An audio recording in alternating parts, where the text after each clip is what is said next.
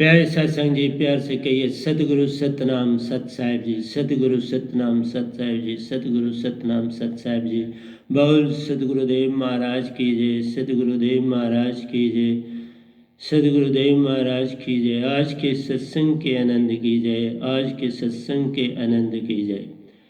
तो मैं सभी ब्रह्मांड के अंशों को, निज धाम के परम अंशों को, निज धाम के सतपुरुष जी के चरणों में बारंबार नमस्कार करता हूँ और उनके चरणों में अपना सर झुका के मैं यही कहता हूँ कि जो कुछ संसार को दें, इस संसार को जगाने के लिए इस गधे भाई के मुखारबिंद से ही दें, जब तक ये गधा भाई संसार में है।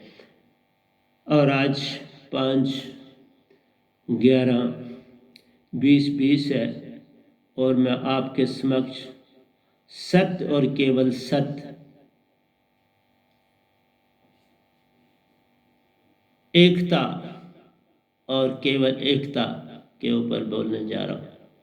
एकता और केवल एकता के ऊपर हमारा जोर है, इसके ऊपर चलने की चेष्टा करता हूँ। यही सत्य है और सत्य पर यही चलना है। एकता और एकता में रहेंगे तो सत्य और सत्य बन जाएगा।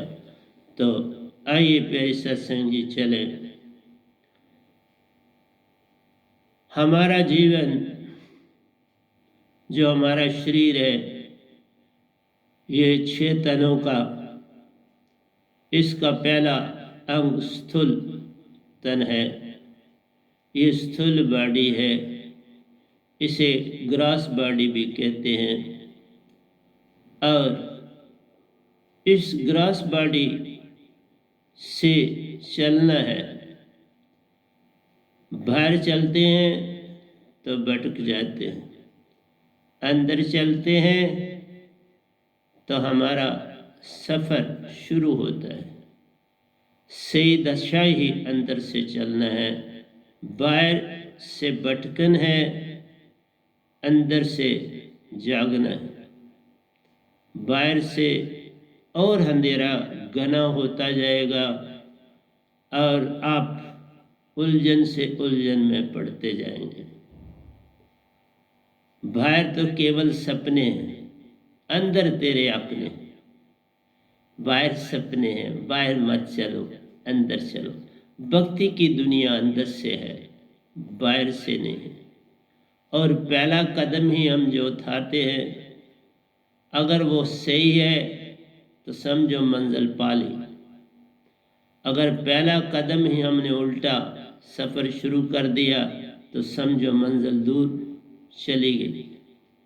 हमारा मुख ही बताता है कि हम किस तरफ चलते हैं। मुंह सीधा किया तो खुद खुदा हुआ, मुख उल्टा किया उससे जुदा हुआ। तो तुम्हें जुदा होना है कि उसके साथ जुड़ना है, ये तुम्हारे ऊपर निर्भर करता है। इसलिए जो हमारा पहला कदम है वही एंड है, क्योंकि अगर सीधा पड़ गया तो वो एंड की तरफ अपने आप ले जाएगा। जूं जूं चलते जाएंगे मंजिल पास आती जाएगी। अगर हम इस स्थूल शरीर को पार करेंगे तो सूक्ष्म शरीर आएगा, उसे हम सबटल बॉडी भी कहते हैं। स्थूल शरीर को ग्रास बॉडी कहते हैं और सूक्ष्म तन को हम सबटल बॉडी कहते हैं। तो प्यारे सत्संग जी, स्थूल से सबटल की ओर चलना है और इसकी तरफ चलने होने से हमारे अंदर एक जागृति आनी चाहिए कि हम कुछ भी हो जाए, हमारे सामने प्रॉब्लम आए, हमारे सामने विपत्तियां आए, हमें कामयाबी मिले, जो भी मिले हमने सफ़र जारी रखना। ये गठबंधन प्रेम का, बस इस बंधन को तोड़ने नहीं देना है और आगे बढ़ते चला जाना। क्योंकि प्रॉब्लम जो होते हैं, मुसीबतें जो होती हैं, कठिनाइयाँ जो होती हैं, या जो हमें उन्नति मिलती है, ये सब इकट्ठी ही रहती हैं। क्योंकि कभी परमानेंट तुम्हें कामयाबी नहीं मिलेगी, कभी परमानेंट तुम्हें बर्बादी नहीं मिलेगी। ये दो के बीच से चलते रहना पड़ता है। अगर तो हम एक पूर्ण सतगुरु के होके चलेंगे तो फिर मंजिल कहीं दूर है ही नहीं। लेकिन अगर सतगुरु ही नहीं पाया तो रास्ता कौन बताएगा? राह बतलावे कौन? राह तो सत्य की जाननी ही पड़ती है ना। हमारे अंदर ये कितने अंग जुड़े हुए हैं, हर अंग अपना अपना काम करता है, और उन अंगों में हमारा जो श्वासा की लड़ी है ये बड़ी इम्पोर्टेंट है। इस लड़ी को ही जानने की चेष्टा करनी, और ये लड़ी का राज बिन सतगुरु कोई पावे नहीं, कोई कोटन करे उपाय। मैं देखता हूँ बड़े बड़े जिनके बड़े नाम हुए इस दुनिया में, वो भी वही शब्दों का इस्तेमाल करते हैं जो वेदों में। ज्यादातर लोग ओम का इस्तेमाल करते हैं, मैक्सिमम। तो ये तो एक बच्चे के पास भी है, ओम ओम रट लागी रे, सुरती तेरी भागी रे। ये तो मन का खेल प्यारो, सुरती से लेन ना देन। सुरती शब्द जब पाओगे तब मुक्ति की ओर चलने की राह मिल जाती है। तुम आगे बढ़ते जाते हो, पीछा छूट जाता है। एक तन से दूसरे तन में जाते, दूसरे से फिर तीसरे तन में। बस यही सफर हमारा है। ऐसे सफर को छोड़ना नहीं, और बिन पूर्ण सतगुरु भटक जाओगे। मैं भी तो कहा 51 ईयर्स और 6 मंथ्स जीवन के, अपनी तो तरफ से तो बड़ी मेहनत की, पर रास्ता तो नहीं था ना। मेहनत अगर हम करते हैं, राह बताने वाला नहीं, तो भटक जाते हैं। लेकिन एक बात मैं बोलूं कि अगर आपकी अपनी लगन ठीक है तो फिर रास्ता मिल ही जाता है। इसलिए मैं किसी का क्रिटिसिज्म नहीं कर रहा। मेरा सिर्फ ये कहना है कि जो शब्द आगे ही वेदों में है, किताबों में है, उनका रटा लगा के तुम क्या कर लो? उनसे पार जाया जाता नहीं। स्वर्गों में जाते हो, पितरलोकों में जाते हो, अपने जो तुमने कर्म किए हैं वहां पर भी मन का संग साथ है। हमारा तो संग भक्ति का असली अभिप्राय है मन माया से छुटकारा पाना। तो अगर स्वर्गों में जाते हो, पितरलोकों में जाते हो, शून्य में जाते हो, महाशून्य में जाते हो, तो इनका छुटकारा कहाँ है? ये तो साथ ही है। हमारे अंदर शांति आवे, हमारे अंदर खुशी की लहर जागे, हमारे अंदर प्रेम जागे, हमारे अंदर शांति सत्य जागे। ये सब चीज़ें जो हैं ये तभी आती हैं जब मन से छुटकारा पाते हैं। नहीं तो मन तो पल पल भाव देता है। मैंने बोला कि 6 घंटे तो आप सोते हो, अगर उसमें भी काम करते रहो तो 42 विचार 1 मिनट में आते हैं। ज़रा सोच लो, 1 मिनट गुजरने में कौन सी देरी लगती है, और 1 सेकंड में एक आता है, क्योंकि आप सोते 6 घंटे हो, उसमें आप गहरी नींद में होते हो, तो वो तो कोई आप विचार कहीं नहीं जाता, कोई कर नहीं पाता। तो इसलिए वो मन के विचार तो आपके आगे पीछे घूम रहे हैं, फिर जो ही उठते हो वो विचार आके घेर लेते, वेट कर रहे होते हैं ना आप। इसलिए मेरे प्यारे सत्संग जी, इन विचारों को, अपने कर्म के बंधनों को, नहीं तो अगर ऐसे चलोगे तो तुमने लाखों जन्म अपने काटे, मैंने भी आपके साथ ही काटे, अब छूटा हूं, लागी छूटे ना। ये जो हमने मन से लगान कर दी है ना, ये छूटती नहीं। हम कहते हैं मन के मते न चलिए, मन के मते अनेक। मन को छोड़ना है, तजना है, यही बरमाता है। पल पल तुझे बरमाता है, सत्य की ओर नहीं जाने देता, अपनी ओर लगाने की ओर लगाता है कि मेरी ओर चल, बड़े मज़े दूंगा, बड़े लाभ दूंगा। बस झूठी सांत्वना है, देता कुछ नहीं, बस कहता है तुम्हें सब कुछ दूंगा, पर कुछ नहीं देता। स्वर्ग में भी क्या है? वही ईर्ष्या है, वही द्वेष है, वही आशा और तृष्णा है, वही इंद्रियों का सेवन है। इंद्रियों का प्रयोग वही करते तो मन है। बहुत से लोग तो विषय विकार बोध करने के लिए स्वर्ग में जाना चाहते हैं कि हाँ बड़ी एनर्जी होती है जी एक मनुष्य के पास, तो फिर क्या हो जाएगा? फिर क्या हो जाएगा ये बताओ ना।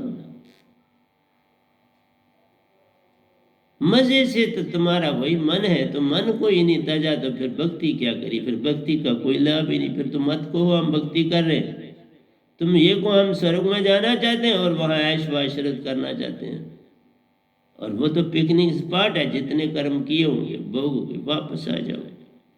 मेरा कहना है कि इन कर्म के बंधन को त्यागो।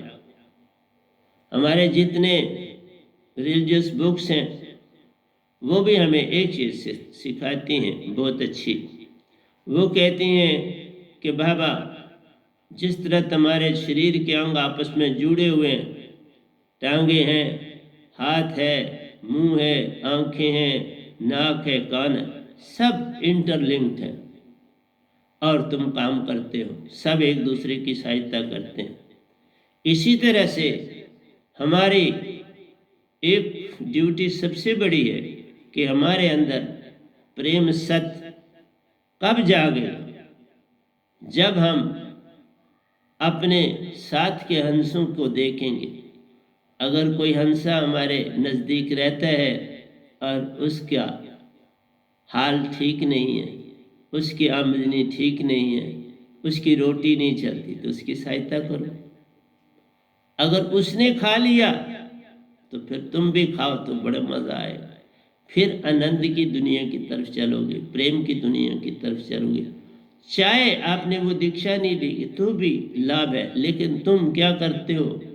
उसकी थोड़ी मदद करते हो और फिर उसको कहते हो भाई मेरा ये काम करना है, उसकी ध्याड़ सारी ज़ाया कर देते हो। वो बेचारा, तुम उल्टा उससे लाभ लेने का काम करते हो, मदद नहीं करते। वो तो एक बहाना होता है और तुमने उसको लूटना होता है।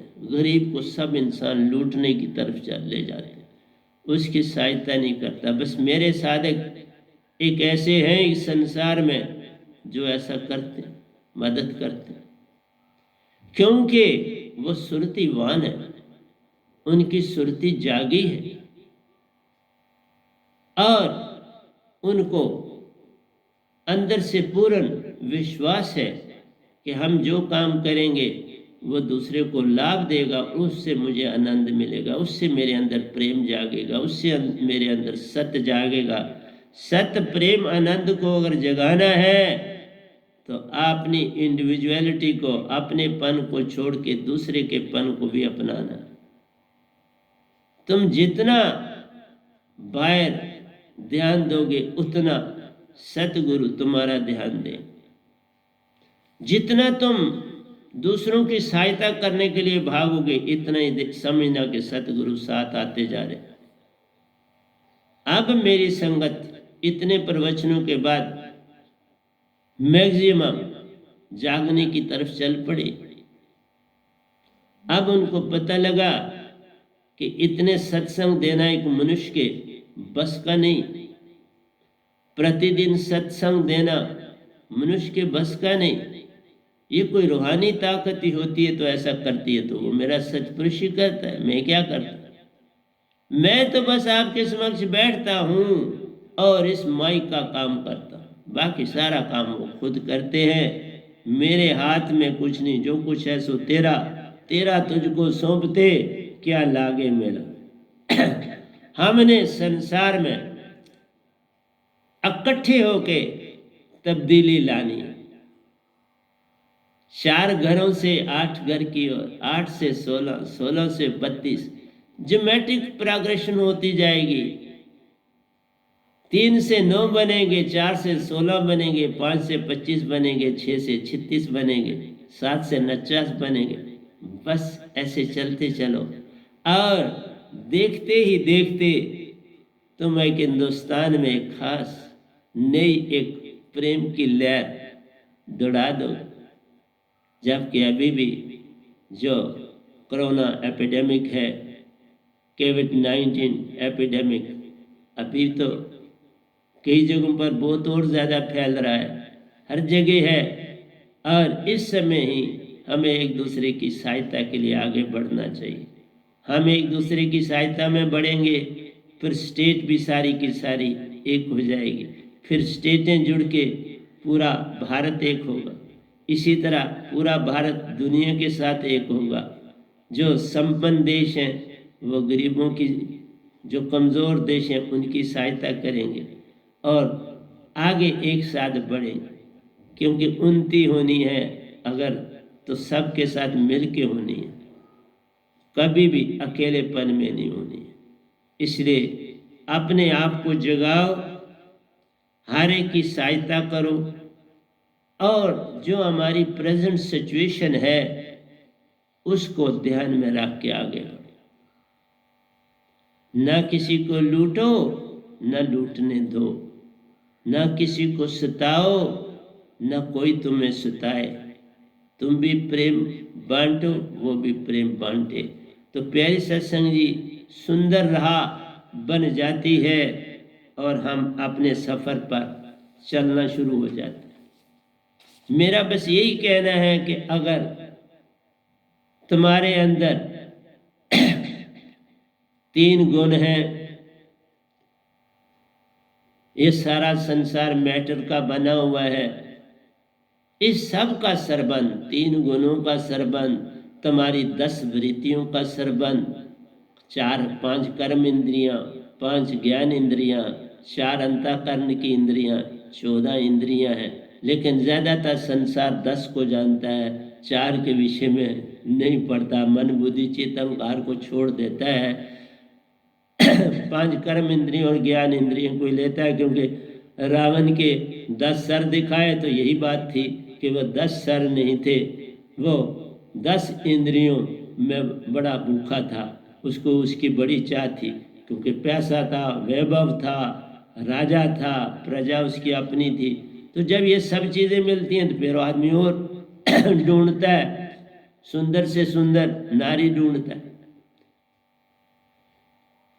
बुद्ध के पास भी बड़ी थी, जब तक उन्होंने संन्यास नहीं लिया, वो भी तो उन्हीं में पले बढ़े, उनके महल में लड़कियां ही लड़कियां होती थी।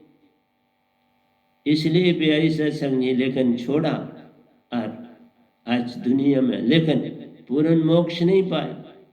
मिले हैं मुझे, लेकिन मैं कोई सहायता उनकी नहीं कर पाया, क्योंकि मजबूर था कि जितनी ज़्यादा अपना फैलाव किया हो, क्योंकि वो राजा थे, फैलाव कर सकते थे, उनके अनुयायी को सुना जाता है, क्योंकि जहाँ भीड़ होती है उस तरफ दुनिया भागती है। और जो राजा महाराजा होते हैं तो उनको भीड़ की कोई आवश्यकता, जोर नहीं लगाना पड़ता, अपने आप। और दूसरे देशों में भी जाकर वो लंका में बहुत फैलाया, इसी तरह से बाकी जगहों पर भी बड़ा फैलाया। तो उन लोगों का फैलाव होता है, वो भीड़ होती है, चाहे जो भी हो। कुछ पाया, बस निरंकार की सीमा में रहे, और क्या पाया। वही अपना कुछ जीवन स्वर्ग में काटेंगे, फिर वापस धरती पर जन्म लेना पड़ेगा, क्या पाया। पाना है तो पूर्ण मोक्ष पाओ, ये पिकनिक स्पॉट से कुछ मिलने वाला नहीं। इसलिए मेरा समझाना आपको फर्ज है, क्योंकि वो स्वांसा तक ही रहे, स्वांसा के आगे उनके पास कोई दात नहीं थी। इसलिए जो उनके ऊपर आगे चले तो उन्होंने ओम को पकड़ लिया। ओम ओम की रट लागी रे, तो वो तो मन बोल रहा है, मन की रट से कैसे, मन को तो भगाना, मन ही रट कर रहा है, तो उसे कैसे पार उतारा होगा? उससे पार कोई उतारा नहीं। तो ये जितना संसार है ये मन है, जितना काश मास है मन है। क्योंकि आप देख लो, सुन तत्व में मन है, और ये 5 तत्व का बना, और आपका सारा संसार भी 5 तत्व का है। देख लो, धरती है, आप देख लो, पानी है, अग्नि है, वायु है, और सुन है। क्योंकि सुन तत्व से पहले उत्पन्न जो हो रही है वो, ये प्रोसेस चल रही है, ये रिवर्सिबल प्रोसेस ऑन है, ये बंद नहीं होती। सुन से पवन बन रही है, पवन से अग्नि बन रही है, अग्नि से पानी, पानी से धरती, ये चीज जारी रहती है। और फिर धरती मिटती जाती है, पानी में जा समाती, पानी मिटता जाएगा, पानी मिटता जा रहा है। जैसे बर्फ पिघल रही है तो जा ही रहा है ना। बर्फ का पिघलना ही मतलब है कि पानी अपनी मौत की तरफ चल रहा है। ग्लेशियर पिघल रहे हैं, नॉर्थन साउथ ग्लेशियर पिघल रहे हैं, हिमालयन ग्लेशियर पिघल रहे हैं, और जो ही सारी ये बर्फ पिघल जाएगी, पानी ही पानी हो जाएगा धरती पर। ये जो इक्विलिब्रियम मेंटेन किया हुआ है ये टूट जाएगा, और जब ये हो जाएगा तो इंसान जितने धरती पर कायनात है 40 फुट पानी ऊपर चढ़ जाएगा। जब सारी बर्फ पिघल जाए तो समुद्र का पानी 40 फीट ऊंचा हो जाए, फिर कौन रहेगा? 40 फीट ऊंचा होने से समुद्र 40 फुट पानी उसका ऊंचा हो जाएगा, सबको अपनी लपेट में लेगा। तो प्यारी सत्संग जी, 5 तत्व का रचियो संसारा, 5 तत्व बिन कुछ ना ही न्यारा। ये सारा जग 5 तत्व से तो कासमास 5 तत्व का, ये निरंकार की सीमा, ये कासमास 5 तत्व है। आत्मा से लेन ना देन, यही संसार नहीं समझ पाए। आत्मा का इस भगवान से कोई लेना देना नहीं है, बल्कि वो आत्मा को इस्तेमाल कर रहा है बॉडी में, क्योंकि वो भाव है चारों ओर। जैसे समुंदर एक तालाब हो, शांत तालाब है, उसमें कंकड़ डालो, आप देखेंगे उसकी वेव्स बड़ी तेजी से बनती हैं और किनारे तक जाती हैं, छोटी छोटी होती जाती हैं, बनती जाती है और किनारे की ओर तरती जाती है। इसी तरह से मन पल पल सर्कुलर ऑर्डर में वेव्स हमको देता रहता है। हम उन वेव्स के बीच में फंसे हुए, हम लाख यत्न करो, बिन सार शब्द के, बिन वैनाम शब्द के, बिन बॉडीलेस शब्द के, बिन सोनलेस शब्द के, अक्का शब्द के, नियक्षर शब्द के, आप कभी मन को पार नहीं कर सकते। क्योंकि उससे बड़ी ताकत होगी तो उसको पार करेगा। तो इसकी उससे बड़ी ताकत चौथे लोक से आती है। ये सारी भक्ति का सच्चा राज चौथे लोक से है। तुम किताबों से वक्त कोई तो ही निरंकार, तो ही निरंकार, तो ही निरंकार रटा मारे, कोई ओम ओम ओम, कोई राम राम राम, राधे राधे राधे, ये सारे शब्द तो बच्चा भी दे सकता है। तो फिर गुरुआ की जरूरत क्या थी? दात तो वो होती है जो किसी के पास न, मेरे पास वो दात है जो ब्रह्मांड में किसी के पास भी नहीं। सिर्फ सतपुरुष उसका भेद जानते हैं, और ये गधा भाई जानता और कोई नहीं जानता। या जिसको देता हूं सुरती, वो सुरती में देता, बोल वो सकता नहीं, उसको बोला जाता नहीं, लिखा जाता नहीं, पढ़ा जाता नहीं, सुनाया जाता नहीं। लिखा ना जाए, पढ़ा ना जाए, सुना ना जाए, सुनाया ना जाए, वह तो शब्द विदे जीवा पर आवे नहीं, निरख परख के लिए जीवा पर लाना नहीं। और तो तुम तो सारे सिमरन जितने गुरुआ लोग हैं मुख से बोला रहे, कुंडलिनी को जगा रहे, तो इससे क्या करोगे? ज्यादा से ज्यादा आगे चक्कर में चले जाओगे और आ गया चक्कर से तुम बस स्वर्ग तक जाओगे, सुन तक जाओगे, महाशून्य तक जाओगे, और क्या करो। बॉडी के चक्करों से बॉडी में ही रहोगे ना। बॉडी से बाहर के चक्कर में जाना, 11वें चक्कर में जाना है, तब जाके। तो हम सारे एक दूसरे से, जिस तरह शरीर के अंग जुड़े हुए हैं, इस तरह हम सारे जीव एक दूसरे से जुड़े जी। इसीलिए अगर हम एक दूसरे से जुड़े तो वासुदेवा कुटुंबा, हम एक कुटुंब जाने। ये नहीं कि कहें सिर्फ नाम लेने से बात नहीं होती। मेरी संगत जानती है, क्योंकि वो एलिवेट हुई है उनकी सुरती। जब तक सुरती नहीं एलिवेट होगी, तुम्हारे अंदर से लोभ मोह अहंकार नहीं जाएगा। तुम लाख यत्न करो, तुम कहो कि मैं भाई बड़ा अच्छा हो गया हूं, लेकिन क्रोध लोभ मोह आपका नहीं जाएगा। तुम लाखों कोशिश कर लो, जितने यत्न करने कर लो, लेकिन ये जाने वाला नहीं, बड़ा खराब है। लोभ मोह अहंकार जाता नहीं। और हमारी सुरती लिपटी हुई है मन के विचारों से। पर्दा हटा बात बन जाती है, पर्दा नहीं हटे तो बस मन के होके रह जाते। सुरती लाखों जन्मों से मन की गुलाम बनी हुई। जैसे मैंने इंग्लिश के प्रवचन में बोला, हाथी बड़ा शक्तिशाली, लेकिन पहाड़ी एरियो में जहाँ गाड़ी वगैरह नहीं पहुँच जाती, वहाँ हाथियों का इस्तेमाल किया जाता है। बड़ा अक्लमंद जानवर, वह उसको अपनी सूंड से फेंकता है, फिर वहाँ से दूसरे हाथी उसको आगे ले जाते हैं और गाड़ियों तक पहुँचाते हैं। बड़े बड़े लकड़ियों के तीर होते हैं, वो जंगलों में काट के रखे होते हैं, तो उनको वो एक जगह से दूसरी जगह पहुँचाने में इतना शक्तिशाली कि एक सूंड मारे मनुष्य को तो मनुष्य दिखाई भी ना दे, और वो मनुष्य का अधीन बना। इसी से सामने आ जाता है कि हमारी आत्मा वो भूल चुकी है। कोई, मैंने लिखा, कोई नहीं बांधने वाला, आत्म निज को बांधा। खुद ही इसने अपने आप को तन और मन समझ लिया। बस ये अडंबना हो गई। सदियों में इसके साथ रहने से इसी की होके रह गई, और मन खुद कुछ कर पाता नहीं और उससे काम लेता रहता है। ये समझ आ जाए तो बात बन जाती है प्यार। ये ना समझ आए तो कोई बात बनती नहीं। इसलिए मेरा कहना है कि हम आपस में ऐसा प्रेम बनाएं कि जैसे बड़े लोगों ने सहायता की। लोग सफ़र में अपने घरों की, इस कोरोना के पीरियड में, लॉकअप के पीरियड में लोग अपने घरों की ओर चल पड़े, क्योंकि काम ही कुछ नहीं था, कुछ नहीं, कहाँ से खाना है, क्या करना। तो परिवार के साथ पहुंचेंगे तो चलो, जो कुछ हमसे एक दूसरे के से बन पड़ेगी, तो उन्होंने वही किया। हाँ, रास्ते में कई दुकानदारों ने, कई ने उनकी सहायता की, ऐसा नहीं, लेकिन जितनी होनी चाहिए थी उनकी सहायता नहीं,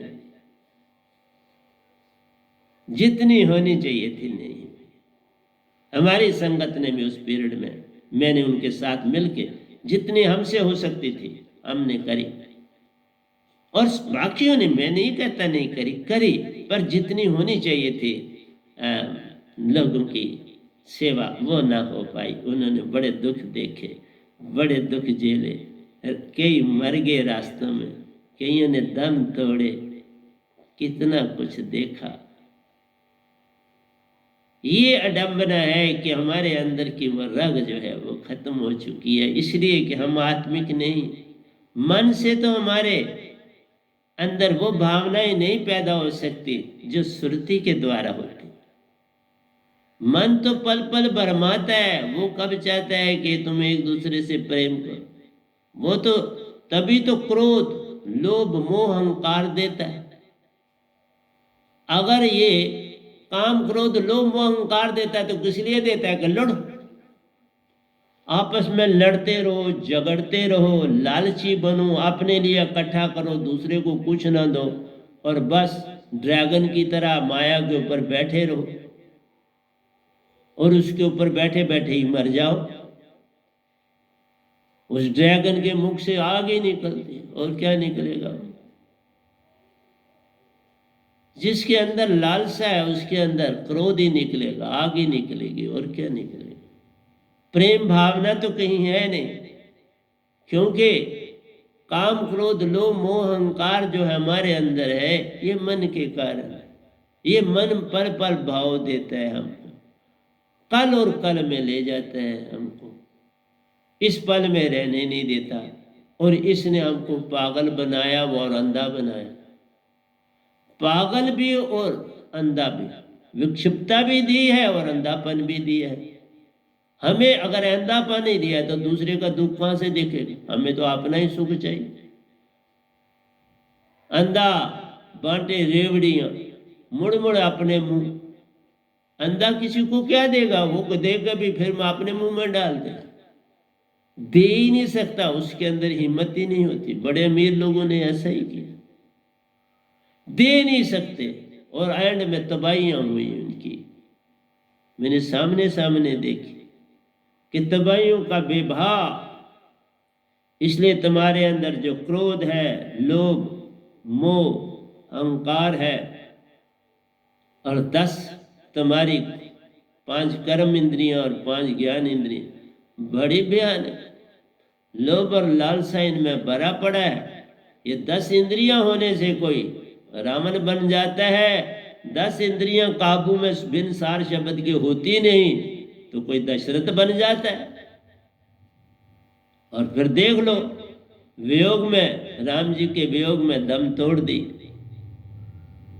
क्योंकि आप अपने यत्न से नहीं, ये 4 गुण जो है, जो मन से पार हैं, सत्य प्रेम आनंद और शांति, ये 4 गुण मन के नहीं है, ये सुरती के।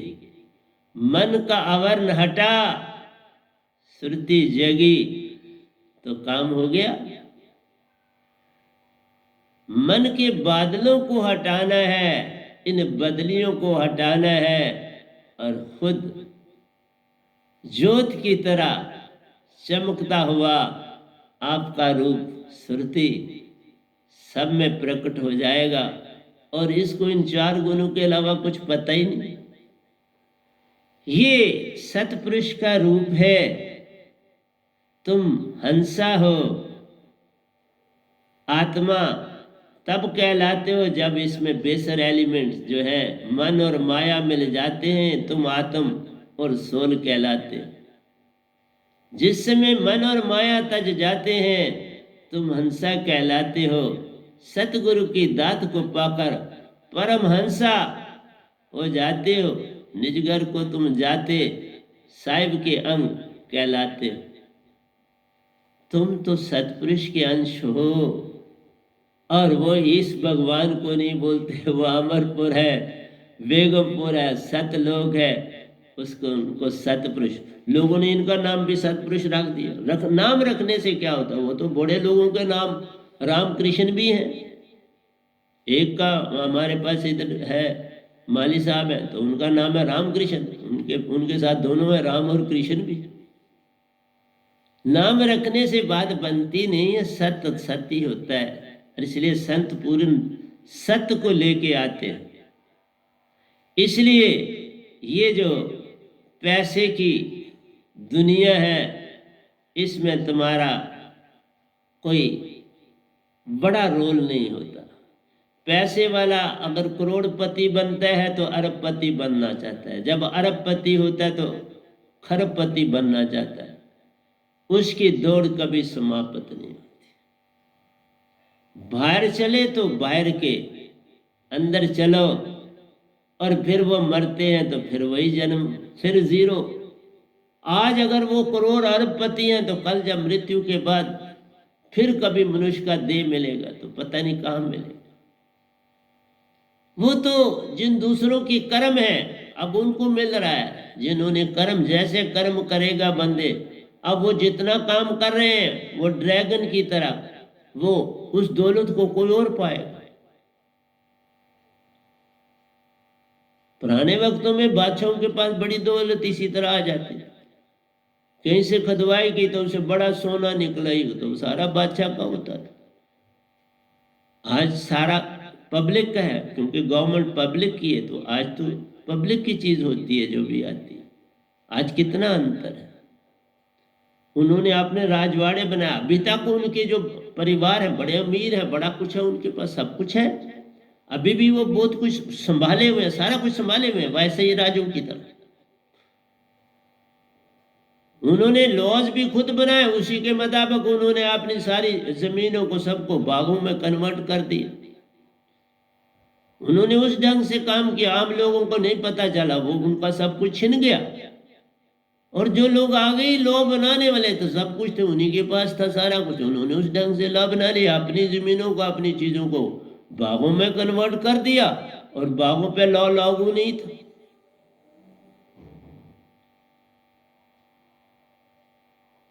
और वो भी मैंने देखे कि जिनको इसका लॉ का कोई नहीं था, उनको सारी जमीनें जमीनें गवर्नमेंटों ने ले डाली। देख लो जितने भी बादशाह हुए उनके पास कितनी प्रॉपर्टी है अभी भी, क्योंकि उन्होंने अपने लिए रास्ता बनवा लिया। जो पैसे वाले होते हैं तो वही तो सामने आते हैं, आज नहीं है पर काफी पहले तक तो आते रहे, अब जरा कम। इसलिए मेरा यही कहना है, उसको किसी भी आदमी को अपनी पूरी इनकम का उसका अपना अधिकार नहीं। अगर मुझसे पूछते हो जितने भी आप कमाई करते हो उसमें से 25% आपका नहीं होता, वो आपको मिलता ही यही है कि आप किसी की सहायता करो और सेवा करो। मैं अभी भी अपनी पेंशन से बड़ी सेवा करता, पेंशन ही मिलती है, जितना भी सत्संग का यहाँ सब कुछ होता वो भी, और जो गरीब है उनकी सहायता करता हूँ अपने से। कोविड के पीरियड में भी, इस पीरियड में भी अपने से भी बड़ी मदद की, मेरी संगत ने भी, मैंने भी अपनी पेंशन से बड़ी मदद की।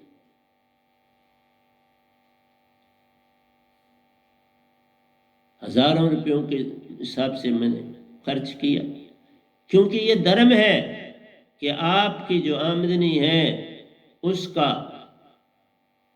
1/4 हिस्सा आपका नहीं होती। इसलिए आपके हमसाए में कोई भूखा है, उसके पास रोटी के लिए नहीं है, दवाई के लिए पैसा नहीं है, कपड़ा नहीं है, आपको फौरन उस प्रोवाइड करना चाहिए। फिर इसी तरह से बाकी भी करते हैं। मेरा यही कहना है आपसे, अगर मैं आपको एक छोटी सी भक्ति जो है, भक्ति बचपन से शुरू होती है, इसका बढ़ापे से कोई लंबा चौड़ा रोल नहीं है। बचपन तुम्हारा, अगर जैसे तुम पढ़ाई की तरफ बच्चे को डालते हो, वैसे इस सत्य की भक्ति में भी अगर वो ढल जाए फिर क़यामत हो जाती है। जैसे मैं आपको बताऊं, जैसे नया बेबी माता के गर्भ में बनने लगता है तो पहले क्या होता है कि ओवम और स्पर्म, माता और पिता के जो अंश हैं, ओवम और स्पर्म, ओवम मदर का होता है और स्पर्म पिता का होता है। इन दो के जो ही यूनियन होता है उसमें सुरती प्रवेश करती है, क्योंकि जब जमदूत हैं वो प्राणों को लाते हैं, प्राण उसमें फेंकते हैं और सुरती उसका साथ देती है।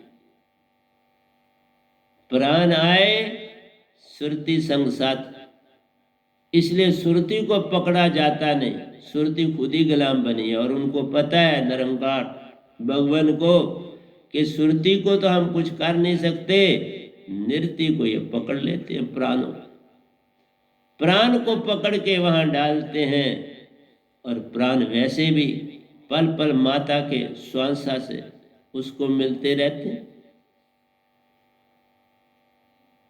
और वो माता का स्वर और तीखा हो जाता है। उसकी अगर वो पूरे सतगुरु की शिष्या है तो उसकी सुरती बड़ी चेतन हो, क्योंकि उसमें जो प्राण डाले गए हैं उसका संबंध माता के श्वासा के साथ संबंध जुड़ जाता है और सुरती उस सेल में जुड़ जाती है, क्योंकि बच्चा सांस नहीं लेता है, इसलिए बस उसका प्रवेश है, फिर वो माता के श्वासों में रहता है। 9 महीने माता के श्वासा में वो प्राण काम करता और अंदर उसी से उसकी बॉडी डेवलप होती चली जाती है। सुरती संग साथ है, अगर माता उस बच्चे की दीक्षावान है पूर्ण सतगुरु की, तो वो अंदर हंसा बन जाता है। सुरती और निरति के मेल से जो शिशु है वो हंसा बन जाता है और जब भी कोई हंसा बने उसका डायरेक्ट लिंक सतपुरुष से जुड़ जाता है, उसका सीधा संबंध सतपुरुष से हो जाता है, क्योंकि हंसा बने, मैं हंसा बना तो सतपुरुष से संबंध जोड़ा ना, फिर उन्होंने अपना लिया, फिर मुझे मेरे साथ खेले, मेरे साथ सब कुछ किया, जिसकी एक पूरी किताब लिखी जाती है। पूरे ब्रह्मांड में मेरे साथ खेले, लोक लोकांतरों में भी मेरे साथ गए, मेरा साथ फिर छोड़ा नहीं। इसलिए जब तुम हंस बन जाते हो फिर सतपुरुष के हो जाते हो, फिर सतपुरुष पिता आपका पूरा साथ देता है। वो उस अकेली आत्मा के लिए बड़ा कुछ खुद करते हैं, मेरे लिए बड़ा कुछ खुद किया, जो मैं सोच के हैरान होते हैं कि सतपुरुष सुप्रीम कॉन्शियसनेस इस छोटे से अंश के साथ इतना खेली, इतनी यात्राएं करी, निजधाम बेभा टाइम लेके गए, फिर अब मैं खुद ही जाता रहा, फिर वो पावर मुझ में आ गई, मैं खुद जाता रहा। अब वही आए रहते हैं, बस सच से बोले तो वही बोल रहे हैं, मैं क्या बोलूंगा, वही लिखवाते हैं, वही बलवाते हैं। कल भी मैंने कोई 27 दोहे लिखे इसी के ऊपर कि तुम जब पूर्ण सत्य हो जाते हो, जब तुम पूरी तरह से शांति अपने अंदर उत्पन्न करते हो, तो फिर क़यामत आ जाती है। इसलिए उस शिशु को देख लो ना, उसका दिल धड़कता है, क्योंकि मैंने कहा वो प्राणों की सुरती मासा के श्वासा, मदर के श्वासा में समा जाती है, लेकिन सुरती उस सेल में ही रहती है, क्योंकि सुरती लाइफ प्रदान करती है। बिना सुरती के वो डेड हो जाएगा, सुरती उसको लाइफ दे रही है, खुद ही तो है। बॉडी 5 अंगों को डेवलप करने में सहायता कर रही है सुरती पल पल। और माता अगर भाई क्या दीक्षित है फिर कमाल हो जाता है, तो वहीं से शिक्षा शुरू हो गई, फिर वो अपने आप उन्नति करता है, अपने आप उन्नति करता है। इसीलिए तो मैं कहता हूं कि ये बड़े साहब जी की यही कहानी, इनके मदर एंड फादर दीक्षित थे और इन्होंने पैदाइशी सारी उन्नति हुई इनकी,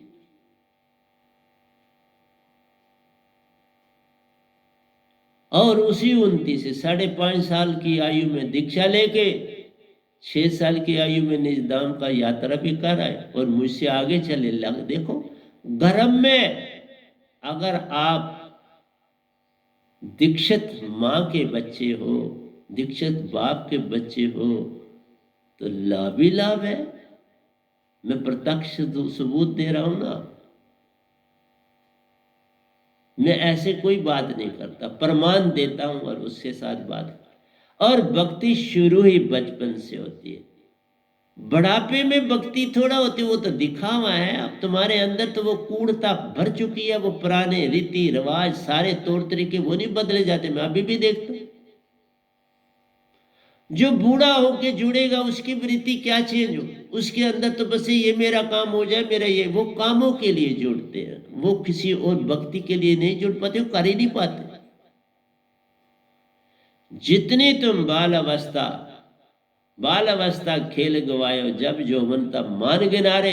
यौवन हुआ तो विषय विकारों में रहते हो, और बुढ़ापा हुआ तो दिखाने के लिए भक्ति में आना चाहते हो। वो कोई भक्ति थोड़ा है, वो तो एक धोखा है। अड्डियों गोडियों गेत राम जपन डे। अब राम नहीं, तुम्हें तकलीफ जो है उसके लिए दवाई ढूंढते हो, फिर उसके लिए गुरु से भी अपनी पुकार करते हो। अंदर से पुकार चलती है, ये बाहर से कोई नहीं। मैं को हकीम थोड़ा, अंदर से पुकार करो सब मिल जाता है।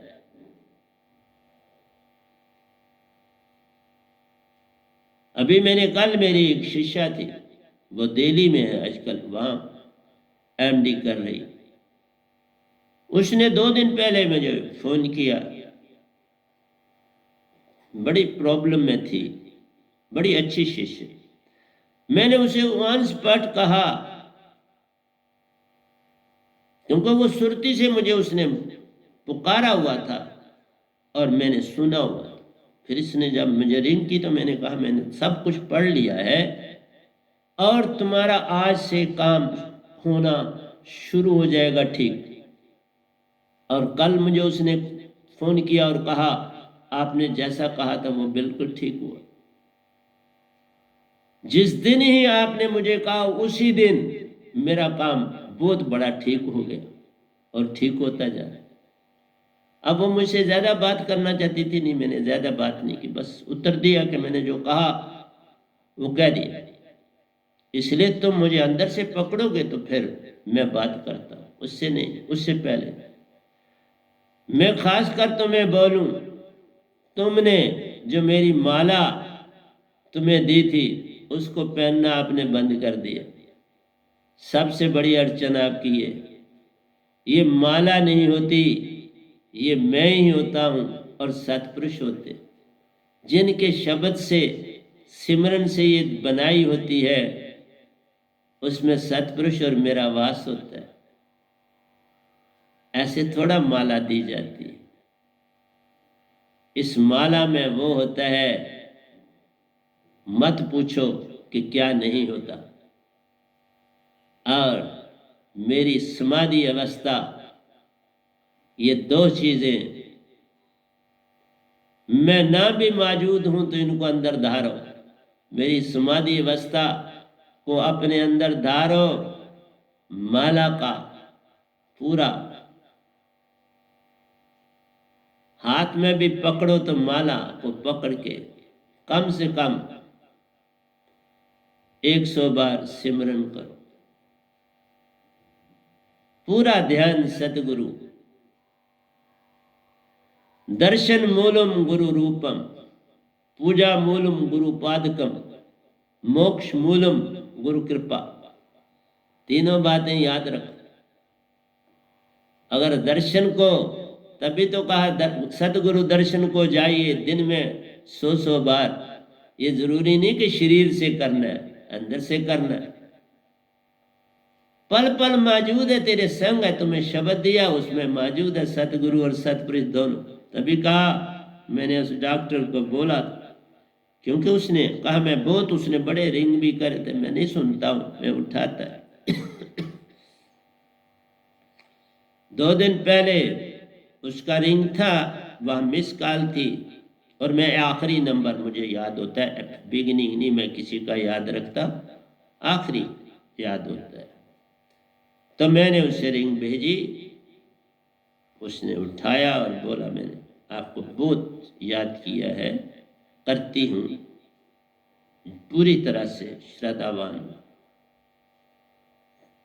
तो मैंने आपको अपने दुख भी सुनाए, मैंने कहा मुझे पहुंचे, मैंने सब मैसेज पढ़े और आज से मैं एक बात आपको और बोलता हूँ, मेरी प्यारी सत्संग जी, हर दिन मुझे एक पत्र लिखा करो और लिखकर उसको अपने एक बक्से में डालते जाओ।